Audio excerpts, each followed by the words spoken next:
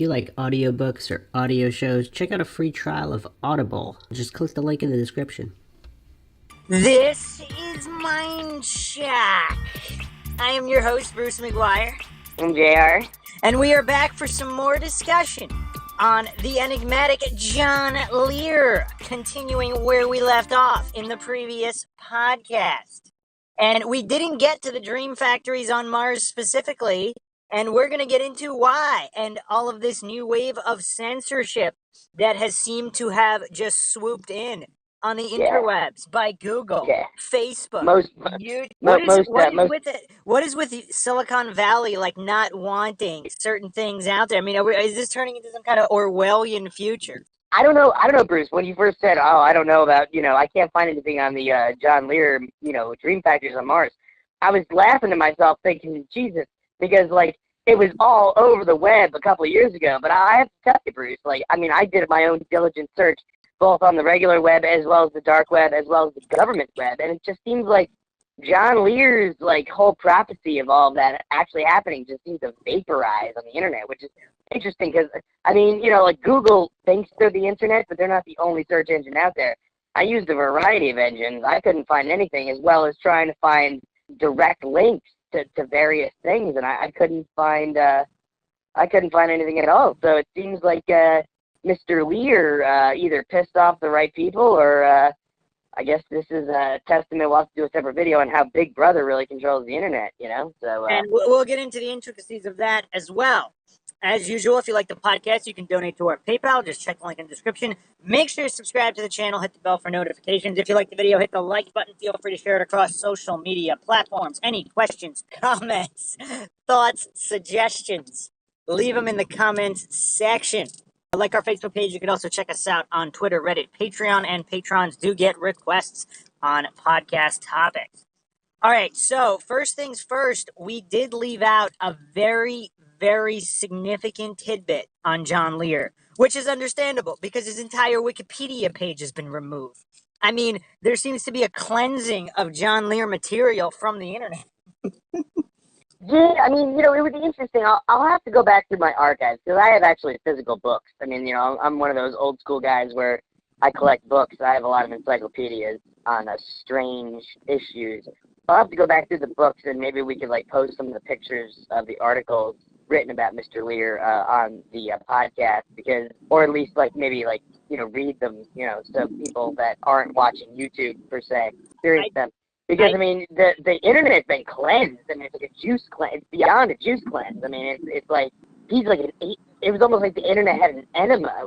He doesn't exist anymore on the internet. What's going on with that? Come on, Bruce. There were still vestiges of Lear information and references and newspaper scans. I was able to find a microfiche scan of an article from 1983 on John Lear, and this is the tidbit we didn't mention in John Lear Part 1. I am sure conspiracy aficionados would point that out.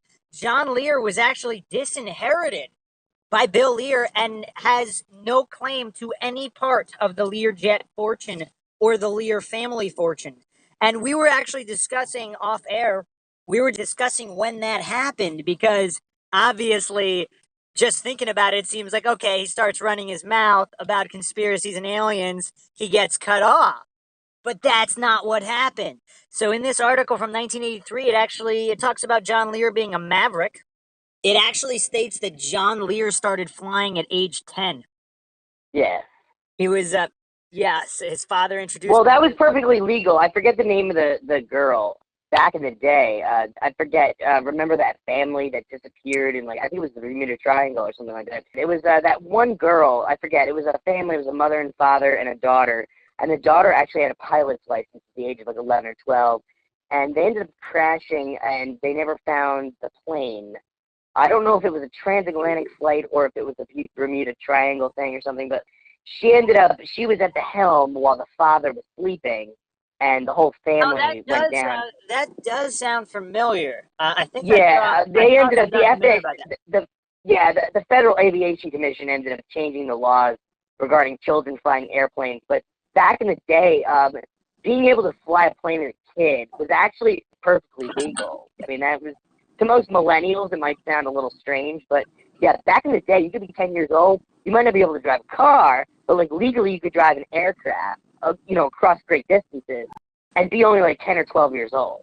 So that actually was legal in John Lear's time. So yeah, that's understandable. The article also referenced Bill Lear making a fortune through defense contracts during World War II. So, again, I mean, we're getting into your kind of territory with the intelligence community, military operations, and all of this possible conspiracy. And as we went over on the previous podcast, a lot of people don't know Bill Lear actually made public statements about aliens and UFOs way back when. I mean, we're talking 50s, 60s, 70s. He actually died in 1978. And so he disinherited John Lear the Thanksgiving before he died, which would have been the Thanksgiving before in 78. That's when John Lear got disinherited. That was before John Lear ever started talking about crazy conspiracy theories. He actually stated that he just was questioning his father's authority quite often, and he was, quote unquote, maverick. Well, And I that's mean, why he to was. touch on it briefly. Yeah, I mean, to touch on it briefly, Bruce. I mean, we don't have to get into specifics of this, but I mean, and I work for the federal government. I don't work for the local government, but like, I have a lot of friends that also work in the local government. And from what I understand, Thanksgiving Day is actually one of the most highly rated days in the police department, local police departments nationwide, because, families get together, vino starts flowing. Next thing you know, there's family arguments, people say things that, they may not have normally said. And, it's one of the busiest days nationwide for police departments, Thanksgiving Day. So, because families get together, it's all this love and peace and, turkey bird. But then at the end of the day, like alcohol gets into people's systems, certain things get lit in, glass bowls. And next thing you know, like, it's hand to hand. So, yeah, like I could understand that if they were going to disown anyone, it would be on Thanksgiving Day. Well, that's apparently what had happened, and John Lear was a reckless maverick, once again flying missions for the CIA, all these other things. And yeah, so he was disinherited. So that changes our thought process a little bit from part one, because John Lear is not a billionaire who can do whatever he wants and be eccentric. He was cut off. He has absolutely no claim to any of the Learjet fortune or the Lear family fortune. So he's all out on his own. So it cost him dearly, because all of the military contracts he lost, he had security clearances suspended. And then, of course, he was terminated from different companies. So we were discussing how he was in all these different industries. If he doesn't have a silver spoon and he has no money, that does explain his ambition, doesn't it? To an extent, Bruce. I mean, like the idea of being cut off is a very gray area. I mean, like it depends. I mean, it's also not necessarily that, his father cut him off, but if he has allies with his own family, it might not be being shut off like a faucet. It might be there might be a drip somewhere. So yes, he was definitely cut off. It was publicized. It was not in our original podcast. That said, he could still be receiving funding from people within his family, that we're not aware of, and that's not something that we're able to easily identify. I mean, I can call a couple of my IRS buddies if you want, and we can find out. But I don't really offhand. I mean, and you also have to understand the idea of being cut off. Being cut off doesn't mean being impoverished. I mean, obviously, he was he achieved various awards on his own merit, and he was successful running ops for the CIA. I mean, those are not the type of things that carry a GS grade. So they paid him on a contractual basis, and it was negotiable. So we don't really know how much money Mr. Lear has at this particular point in time. Like I said, I can reach out to my buddies in the IRS. They love doing shit like this. Isn't that highly illegal?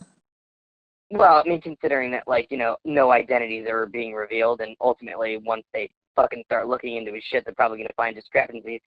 Yeah, I mean, I guess it's illegal in terms of me saying whatever on your YouTube channel. To them, they're going to win the Christmas turkey because they're going to find 20 different discrepancies and some asswipe that, is linked to a billionaire. So they're going to end up looking like deadhead at the end of it. So, I mean, that's the way the government works. We obviously don't know the details of John Lear's financials, But we do have to say, if he was disinherited, then it may be possible that he got into this conspiracy field and started saying these things because he actually believed it, or for another reason, not because he's an eccentric billionaire that could afford to do so, which I guess maybe he still could be, unbeknownst to us, if family members are funneling him money or whatnot. But if they're not, what are his motivations? Well, I mean, obviously, there's a certain amount of publicity. I don't necessarily think that he has anything to gain, regardless of whether or not he was cut off. Let's just say he was a regular Joe Schmo. There's a lot of people, I mean, like I said, Bruce, I was in the military. There's a lot of people that join the military who are very disenfranchised. They come from broken homes. They come from very abusive backgrounds. They have absolutely nothing, and they turn to the government for structure, for financial stability. So, I mean, but obviously, like, let's look at him in that light. Let's say that he wasn't the son of a billionaire. He carved out a pretty decent career for himself, and even still, for those people that do stuff like that, he was gifted enough with the art of flight to where he didn't necessarily have to go on Alex Jones to make money. I believe that, he could have easily have gone to work for a commercial airline himself. He could have probably started a commercial airline. He worked for several commercial airlines. Right, and they make decent bank. I mean, that's not and they have pension plans and everything else. I mean, it's not like a lot of, they're very old school, a lot of those aviation companies where they offer their pilots pension plans and, insurance programs and everything else that align with the government. Because again, the government started flight, and the companies that started these organizations kind of followed suit because that was the era in which they lived. So he didn't have to go the conspiracy route in order to make money. I think he did it because he believes truly in what he's speaking about. And, it's kind of like David Icke. He's very steadfast in his convictions. I don't believe that he did it for the financial purpose. Do you think legitimate sources leaked info to him, similar to my theory on Bob Lazar, which I will get into extensively in our Bob Lazar podcast, but do you believe he was just kind of used to test public reactions on leaks, and it was mostly disinfo that was fed to him? And maybe his role in this was to disseminate disinfo that is extreme. Like, what was it, like 600 million people living on Mars? Like, that's kind of extreme. That's a little different than saying that there's an unknown quantity of... Right, or there's methane gas on the surface. Yeah, Some light may or may not have existed there. Yeah. Right. That's a good question. To be honest with you, it's very difficult to answer, though, Bruce, and it probably sounds like I'm ducking the question. Honestly, his family was so intimately involved with the federal government, whether or not he was ultimately disenfranchised or disowned by his family, the fact that he was a member during a very core period of history, and his family was intimately involved in producing very sophisticated, not munitions per se, but conveyance. He was involved, his family was heavily involved in the actual, military transport business. His family is privy to access and clearances that aren't really even on the radar. They're not the type of thing that where you go to the government and, you get certified in a certain type of classification. He was involved, his father was involved in a war where things were, you had a certain clearance, but after that it became a gray area. Basically, we're entering into the territory of compartmented information. Compartmented information, there are certain, for example, Yankee White, there are certain classifications working with the president, whether you're a chef or whether you're part of the military band. There are certain classifications that you do have to achieve. But that said, when it comes to actually dealing with the DoD in large-scale, multi-billion-dollar contracts during a wartime, there's a gray area and a certain ethics system that exists that supersedes that necessary need to know. And because of that, and because his family is associated with that, he's forever tainted. Whether or not he was disowned, that's kind of irrelevant. That happened after the war. The fact is that his family was exposed to that level of government knowledge, and as a result, he'll forever be tainted with the I don't know factor, because his family could simply have been told, we have this technology, we need you to adjust it and insert it into an aircraft.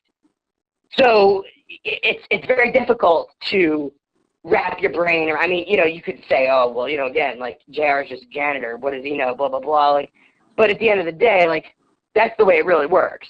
So we don't know. I mean, his family could have been simply just exposed to technologies that may have been foreign and may have been terrestrial or extraterrestrial, in an effort to ramp up production in certain types of aircraft that may or may not have had any kind of clearance. They were just simply given this information in order to make it a reality. Because at the end of the day, the government is not an aircraft-based firm. So, they're not a company that builds aircraft. What most people never really talk about in relation to John Lear are, once again, we went over statements that his father, Bill Lear, had made about aliens and UFOs. Is it possible? Well, what do you think his father told him, like before the disinheritance, when they were on at least semi-good terms? What do you think John Lear heard from his father growing up regarding aliens and extraterrestrials and UFOs? Well, I mean, I think, if we can harken back to anybody that listens to the channel, I mean, unfortunately, my father was deceased at a very young age. So I can't necessarily speak about how certain fathers talk to their sons in the manner in which, but there are many people that are listening that have had a mother and a father, or just maybe a father. Fathers have a particular way of wanting their children to carry on the family tradition. There was a period of time, obviously, that John was slated to take over the family tradition. If that wasn't the case, he wouldn't have had a pilot's license by the age of 10 years old. He wouldn't have ever gotten into aviation to begin with. There was obviously a great push on his parents' part to, teach John the family business. So that being said, it wouldn't be unheard of to me if his father was already speaking about UFO technology to him, or was cognizant of UFO technology, to impart that information on his son to carry the torch of the family business forward, especially with competitors such as Boeing and so on and so forth. So, to be honest with you, well, I mean, I have my own children, like there's that time when we're out in public and we're very, like I'm talking or you're talking or, but then there's that time, that private time you have with your kids, where you tell them the way that it should be, or you tell them things that are behind closed doors topics about racism, sexism, elitism, things that where you teach them the way that the world reacts to those types of statements. I mean, not every child born is automatically not going to say something racial, and but they might say it by accident. They don't mean to. That's where parenting actually comes into play, where you actually take your kids aside and say, hey, you know what, this is right, this isn't right. So we all have those private moments with our children. That said, I think that there could have been many times where, John Lear was taken aside by his father, and it was, hey, this is where the state of aviation is going. This is why our company is doing this. This is why Daddy does X, Y, and Z. So, I mean, and a lot of that might have had to do with alien technology. We will never know. I mean, it's just speculation. Yeah, John Lear actually said something very interesting in this Desert Sun article from 1983. He basically states that his father was the one who whetted his appetite for flying at the age of 10, but then tried to quench it in his mid-teens. He didn't particularly want me to fly, Lear recalls. He wanted me to be an artist or a lawyer. I became a major source of irritation. So, Well, it's kind of weird. So he gets his son into flying at age 10, but at age 15 or so, he wants him to pursue something else. Now, does that mean that certain information was imparted on Bill Lear in this intermediate time frame where he didn't want his son to become involved in the aviation community because of some kind of new information?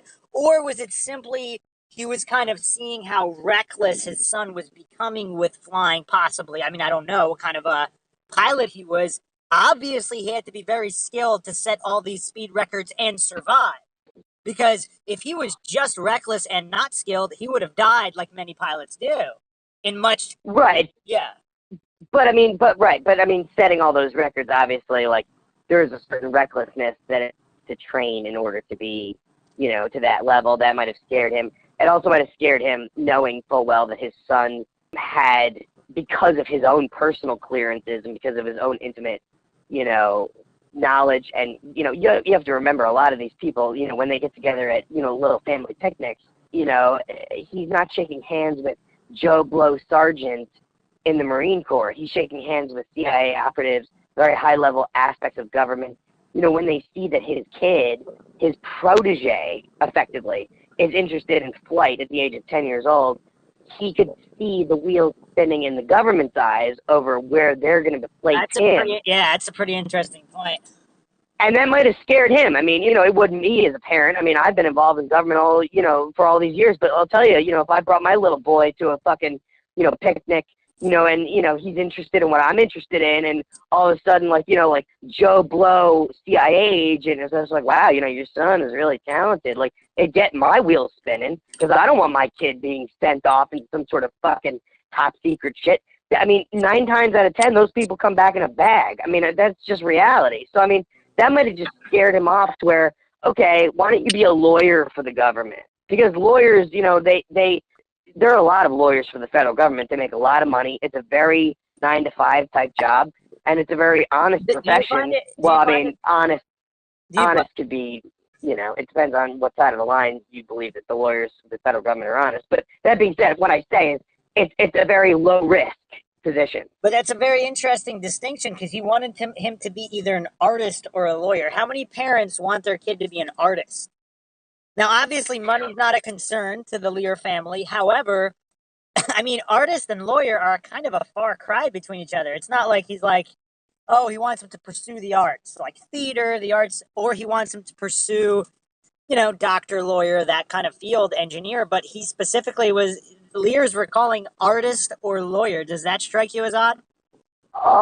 Yes and no. It does, in the fact that Bill Lear is involved, obviously, with a very sophisticated field. And, it could be his version of art might include engineering and mathematics and stuff like that, because those things still can be considered art forms under certain umbrellas. I will say that, in general, it's a very Victorian statement, because most artists that existed, in the 1600s, 1700s, 1800s, they either came from abject poverty, where all they did was art because that's all they could do. They were that uneducated. Or they came from extraordinarily wealthy backgrounds where money was no object, so they could afford to be an artist, because most artists don't actually draw a sustainable income.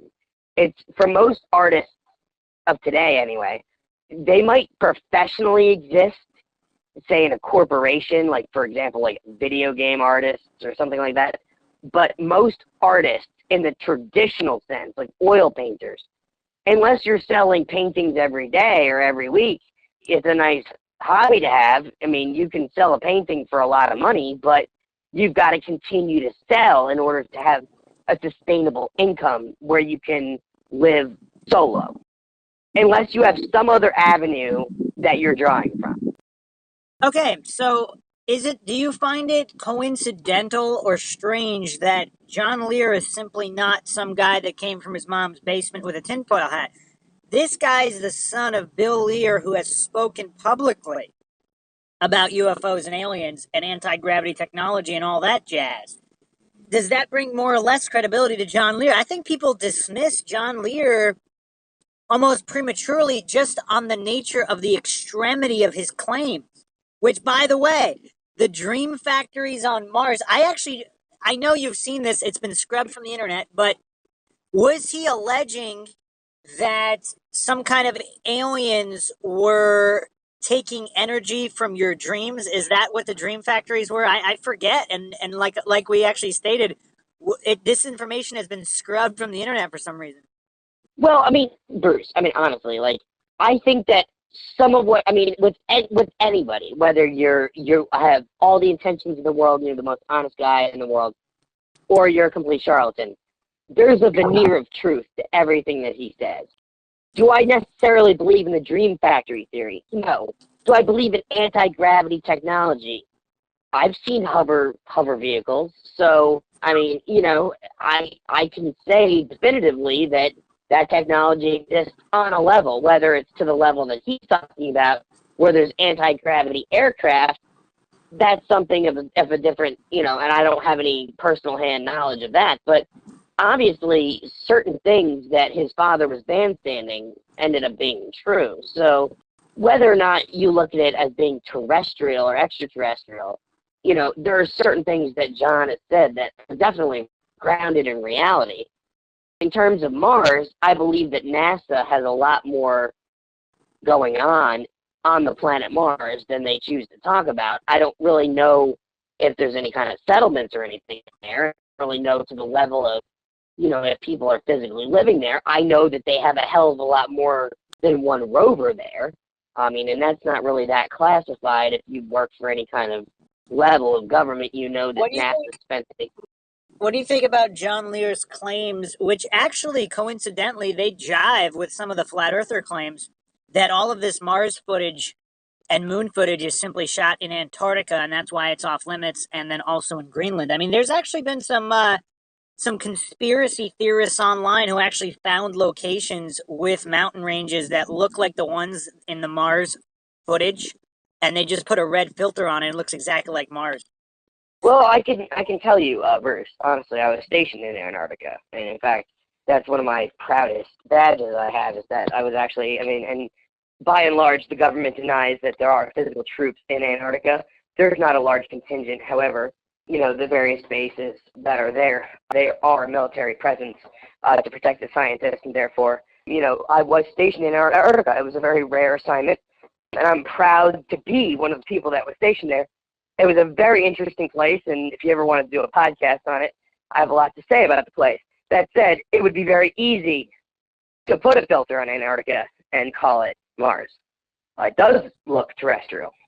In fact, if you've ever lived there for more than 20 minutes, you'll realize that it is, in essence, terrestrial. It's a different world.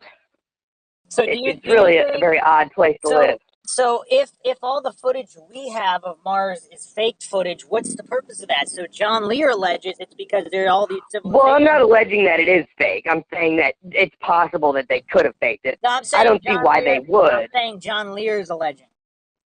So if it is all fake, though, if what he's saying is true, he's alleging that the reason it's being faked is to cover up all these advanced civilizations on Mars, whereas the flat earthers say that Mars is not a real planet and it's just some kind of non-physical celestial body as seen through your own telescope in your backyard and not CGI from NASA. Well, I will say that if they were to shoot that type of footage, it would be very difficult in Antarctica. It'd probably be more difficult in Antarctica than it would be as if Mars actually existed. Why is Antarctica is an extraordinarily harsh environment to shoot anything. Well, maybe in the place you were stationed in, closer to the interior. I mean, there are freshwater lakes. I mean, the temperature is like 70 degrees. Well, no, you're talking about the outskirts. I was stationed at in the center. So. Well, the flat earthers would allege there is no center, and it goes on forever. And Admiral Byrd stated it was greater than the size of North America. So, I'm not saying any of these people, what they're saying is true. I'm just kind of going at it from every side in typical Mindshock fashion. I did watch a few documentaries, one from National Geographic, one from a British source, where they actually did go close to the interior, and it's 70 degrees. There's freshwater lakes. I mean, there's greenery. It's almost lush. On the outskirts, there is. If you go into the center of Antarctica, it's completely different. It's a completely different. Like, I was stationed at the Amundsen Scott station, but I can tell you that even though it sounds funny, just being out in that environment, if you hold your eyes open, your eyes can actually freeze shut just from the perspiration on your body. It's also very easy to become dehydrated, in those environments. There's a lot of very strange activity in terms of, people say that there's no animals out there. There's a lot of bacteria and stuff that they worry about.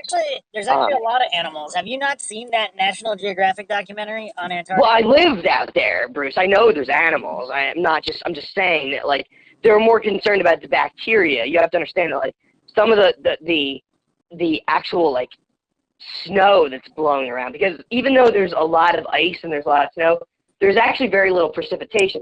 Some of the snow blowing around exists since the time of Christ. So there's a lot of bacteria that the body is not used to. Coming in contact with that, just having snow on your skin, even if you rub it off, like there's certain, microorganisms that exist in it that it can give you a very difficult rash. There's a lot of stuff that goes on over there. We're getting really off topic. I don't think it's harder to fake footage in Antarctica than it is to create all these spacecraft, go through Van Allen radiation belts, all of this other unknown cosmic radiation against great distances, and land rovers on a foreign planet. That's easier than just whipping out a camera in Antarctica and then just Possibly, but you have to also understand, in Mars, there's a lot less of an atmosphere than supposedly than Antarctica. The atmosphere in Antarctica is extremely harsh. And Mars is less harsh? Well, there's less of a physical atmosphere. So, no, it's more harsh in the sense that there is no atmosphere, but it's less so than, in Antarctica. All right. In my opinion, but I've never been to Mars. And anyway, I'm just going over Lear's position here. So he says all the footage is fake. The flat earthers say all the footage is fake. So John Lear and the flat earthers are in agreement in that regard. Now, what's different is that John Lear thinks that that's because there's all these advanced alien races living on Mars. And that can't be shown. And that the U.S. has been there since the 50s or the 60s, since the 60s. That's John Lear's position. Well, I will say that I think that the government has a lot more of a presence on Mars than simply a little rover. I think that that's obvious. Well, that's not obvious to the flat earthers, because they allege that planets are not physical. They're just exactly what you see, lights in the sky, maybe reflecting gases, some kind of gas entities, that they're not actual physical planets. And I have to give them some credit here, because without appealing to authority, without going to, well, NASA said so, is there real evidence that these planets are solid physical objects?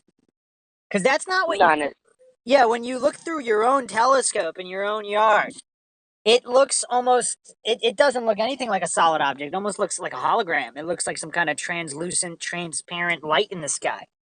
Yes and no. For the purposes of this podcast regarding John Lear, I can say that whether or not Mars is real or fake, regarding the flat earthers, it could simply be a part of Earth that has been yet to be explored. Therefore, it's still part of Earth. But in the confines of this podcast, let's call the unexplored portion of Mars, because it doesn't really relate to flat earthers in this particular sense. Whether or not. Well, anyway, so dream factories. So did I remember that correctly? Because once again, we discussed all of this information regarding dream factories, for whatever reason, has been scrubbed. So are alien beings siphoning energy from you while you sleep and dream, and that's being processed in a factory on Mars? What do you think about that? It sounds like bullshit to me, but again, I guess it's interesting. You said I there don't was know. a kernel. It would make a good movie. You said there was some kind of kernel of truth to everything John Lear says. I think that it's possible that there are entities that exist on Mars. I don't have any first-hand knowledge of that. I'm not going to necessarily dispute it. Whether or not they're processing your thoughts and that's being carried over a great distance to the planet Mars, being transferred into energy and then being sent back, I don't see. If that's the truth, then why wouldn't they put the dream factories on the moon? Maybe John Lear got confused about it. He said that's where the soul harvester is. So I guess the soul harvester on the moon, that they can't have the dream factory there because that's already the soul factory. Why couldn't it be the soul factory and the dream factory? I don't know. We'll have to ask John Lear about that. We'll invite him on the podcast, see what he says. But if he wants to come on. One more thing. Why do you think he really took that decade-long break from conspiracies? Because he disappeared for about 10 years. And then he came back with a vengeance and then started doing, all these seminars on these extraterrestrial cities and NASA photographs on the moon. Why did I disappear from your podcast for 6 months? I was involved with government projects and I was, unavailable for consultation. So are you saying, hold on a second, are you saying John Lear was not a shill, then he did something, he was involved in some kind of operations, and now he came back a shill? Just because you're involved in operations, that doesn't make you a shill. I know. I'm just saying. does It that could be count? that it could be he was heavily involved with his work. Like, when you work for the CIA, it's not the type of organization where you just get in and get out. Like, it's not, they're not that kind of, it's not like they contract you to do X, Y, and Z, and then like you stop working for them. It could be that there were certain things that required him to lay low, move away for a period of time. Maybe he was overseas. There are various different reasons. Once you start talking about CIA and the intelligence community, intelligence people, I think a lot of people forget that intelligence communities share their own people, the same way that a local government might share their people with a municipal, or a county government. There are police officers that are really gifted at what they do. They end up going to work for the county SWAT team for a couple of years. It could be that, the SAS was like, hey, we need to borrow this guy so we can train some of our people for, a couple of years. And then he disappeared into their system for a while. There's a lot of different reasons why he just disappeared off the map. Okay, so let's round this out with, do you think it's coincidental that he just happened to know Bob Lazar? I don't think anything happens by coincidence to that level. I think that it's a very interesting fact that he knows Bob Lazar. Do you believe their story on how, like, he was just interested in Lazar's research within the military, within S4, and they just got buddy-buddy all of a sudden? No, I think that there's probably more of a convenience angle there. I think there's probably a lot more to it. But, again, if you're involved in the type of stuff that they're talking about, if and when it's real, you wouldn't necessarily go blabbing how the nuts and bolts of it works for the American people. You would come up with a very concise answer to feed them, especially if you were willing to go public about it. Yeah. All right, well, there you have it. We hope to give you some more things to think about regarding John Lear, dream factories on Mars, soul harvesters on the moon, and various other rabbit holes that need further examination. And we will be doing a podcast dedicated to Bob Lazar and also Bill Cooper, the grandfather of conspiracies, who also happened to be very good friends with John Lear. Yeah. Yeah.